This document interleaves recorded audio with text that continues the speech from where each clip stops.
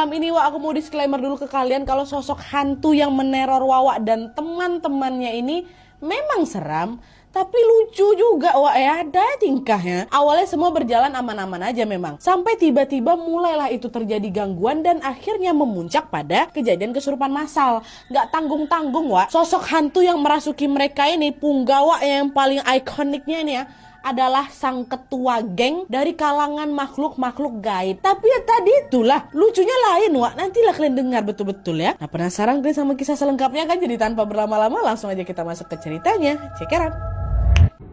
Oke, jadi kisah yang akan aku ceritakan malam ini dikirim sama Wawa aku yang kita sebut aja namanya Lucy dari Medan, Sumatera Utara. Halo Lucy, mau lihat ya godang?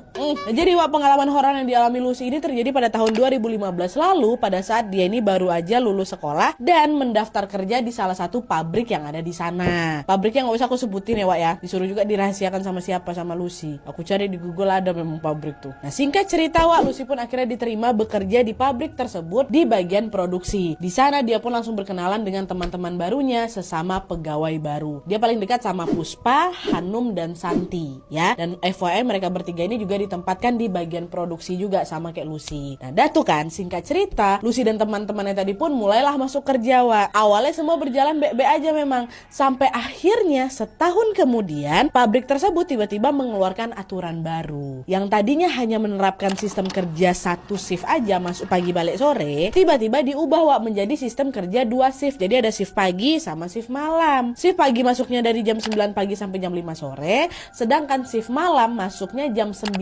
malam sampai jam 6 pagi. Nah, sejak adanya aturan itu Wak, otomatis mulai ada pembagian jadwal baru lah ini kan untuk seluruh karyawan. Dan apesnya Lucy sama 3 kawannya tadi Wak, ternyata dapat jadwal di shift malam. Lucy bilang kerja di shift malam ini cukup menyeramkan juga Nadia, karena kawasan di sekitar sana tuh kalau udah malam hari kan tentu jauh lebih sepi kan Wak. Tapi mau nggak mau lah kan kami ditaruh di shift malam, ya shift malam lah kami masuk. Dan setelah 2 bulan sejak dia bekerja dengan shift malam ini Wak, tiba-tiba suasana di pabrik itu berubah mencekam. Karena entah kenapa mulai banyak nih kejadian-kejadian aneh di pabrik. Hal horor pertama yang Lucy alami bermula ketika pada suatu malam, ketika jam istirahat, Lucy ini pergilah ke kamar mandi kan, udah buang air.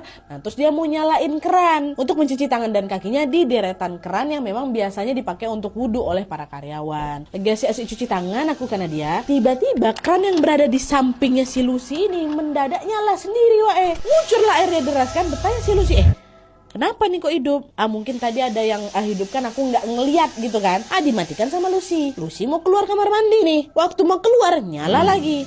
Balik lagi Lucy, dimatikan. Yang masih positive thinking. Mungkin ada orang aku nggak ngeh.